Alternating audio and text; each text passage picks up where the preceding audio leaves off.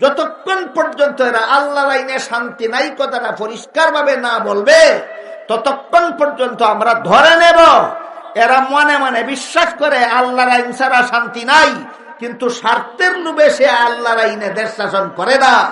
এই জন্য আমরা এদের কাছ থেকে পরিষ্কার উক্তি না হওয়া পর্যন্ত আমরা এদেরকে কাফির বলার পক্ষপাতী না। আমি কি আপনাদেরকে বুঝাইতে পারতেছি বিষয়টা? গেল 2 আয়াতের 2 মন্তব্য। যারা আল্লাহর আইনে শান্তি নাই মনে করে মন গড়া আইনে দেশ শাসন করে, এদেরকে আল্লাহ কোরআনে কাফির বলেছেন।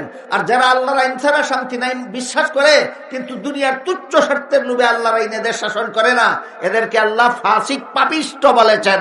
এবার 3 নম্বর আয়াত, আল্লাহর আইনে যারা দেশ শাসন করে এদেরকে আল্লাহ জালিম বলেছেন কেন?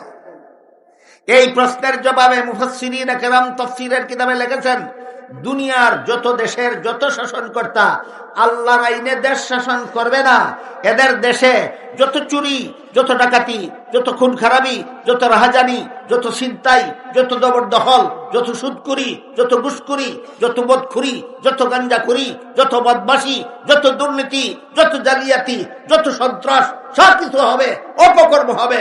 কোটি কোটি মানুষের সকল প্রকার পাপের শাস্তির সমপরিমাণ শাস্তি এই সরকারকে হাসরের মাঠে ভোগ করতে হবে। দেশের সমস্ত জালিমের জুলুমের দায়ী হবে সরকার। এই কথাটা বোঝাবার জন্য 3 নম্বর আয়াতে আল্লাহ এদেরকে জালিম বলেছেন। কাফির বলার মর্ম হইল তুমি যদি বিশ্বাস করো আল্লাহর আইনে শান্তি নাই তাইলে তুমি কাফের। পাপিষ্ট বলার মর্ম হইল তুমি আল্লাহর আইন ছাড়া শান্তি নাই বিশ্বাস করা সত্ত্বেও তুমি মন গড়া আইনে দেশ শাসন করো তুচ্ছ স্বার্থের লোভে। এই জন্য আল্লাহ এদেরকে পাপিষ্ট বলেছেন।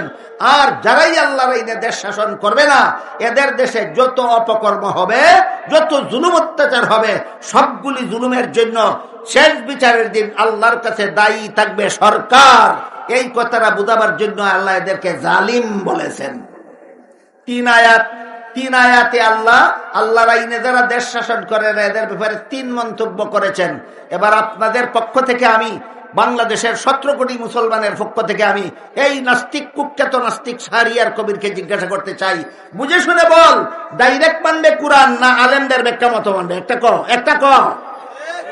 যদি ডাইরেক্ট কোরআন মানুষ, আল্লাহ বলেছেন তুই কাফের। আর যদি আলেমদের ব্যাখ্যা মতো মানুষ, তাহলে এই মন্তব্য প্রত্যাহার কর। আলেম কোরআনের ব্যাখ্যা দেওয়ার কে? কোরআনের ব্যাখ্যা দেওয়ার আলেমরা যদি কেউ না হয়ে থাকে, তোর বাপ নাকি কোরআনের ব্যাখ্যা দেওয়ার অধিকারী? গেল ইসলামের শাসন ব্যবস্থা সম্পর্কে সামান্য আলোচনা আপনাদের সামনে তুলে ধরলাম। এবার ইসলামের বিচার ব্যবস্থা আলোচনা শুরু করেছিলাম। বলেছিলাম ইসলামী পদ্ধতিতে মুসলমানদের সরকার মনোনীত হওয়ার পর ধর্মীয় দৃষ্টিকোণ থেকে সরকারের প্রথম দায়িত্ব দেশের মুসলমানকে নমাজি বানাবার ব্যবস্থা করা। মনে আসেনি কথা? সরকার যদি দেশের জনগণকে নমাজি বানাবার ব্যবস্থা না করে, তাহলে যতজন মুসলমান দেশে বেনমাজি থাকবে, এই সবগুলি বেনমাজি পরকালে যে পরিমাণ শাস্তি পাবে, একা সরকারকে সেই পরিমাণ শাস্তি বহন করতে হবে। আল্লাহ জিজ্ঞাসা করবেন, তোর শাসিত দেশের এত কোটি মুসলমান বেনমাজি ছিল কেন?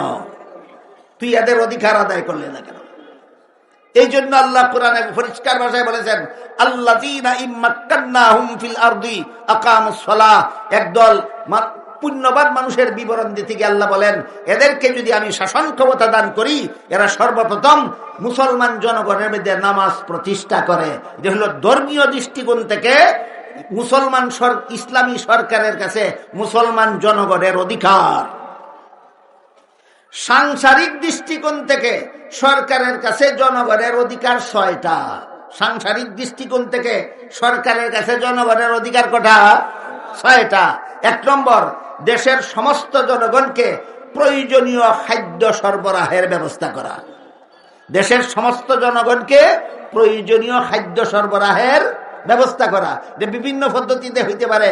তোমার দেশের কৃষি উৎপাদন বাড়াও, যে পরিমাণ জনগণ দেশে আছে এই পরিমাণ জনগণের খাদ্য পারলে দেশে উৎপাদন করো। এটাও জনগণের খাদ্য সরবরাহের একটা ব্যবস্থা হইল।